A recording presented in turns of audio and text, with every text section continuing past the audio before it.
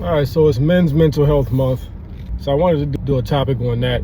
I'm basically talking about Black Men's Mental Health Month. Now I'm speaking from the perspective of Black Men's Mental Health Month and Black males in general. So men, boys, so on and so forth. And it's a topic I wanted to actually talk about for a while. I've had this conversation with a few people around Black men's mental health. I know a few years ago, it started being this big push of Black boy joy, Black men going to therapy. That whole, there was like a critical mass kind of thing going on with that. It went viral on social media, and it was primarily led by a couple groups or demos, primarily led by Black women and essentially the LGBT community.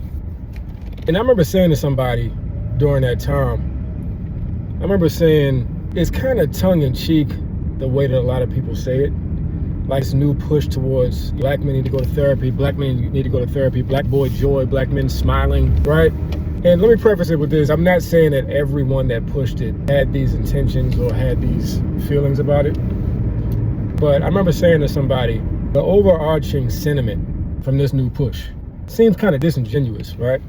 And the reason I say that is because to me, intention is everything. Your intention behind something is very important, regardless of positive veneer that is how it's branded or the optics of just positivity. The intent is paramount. And for me, the intent wasn't, in my opinion, the intent wasn't placed where I wanted it to be for this push, because essentially this whole Black boy joy, Black men need to go to therapy without any sort of substantive back end to the push, right? I say that to say this.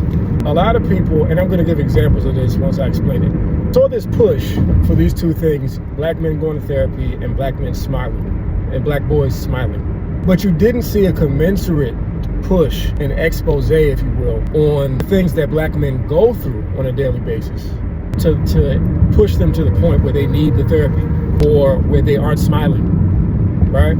So there wasn't a commensurate push. You're saying Black men need to go to therapy. Black boys smiling, I like that. Black men smiling, I like that. But there's no back-end conversation.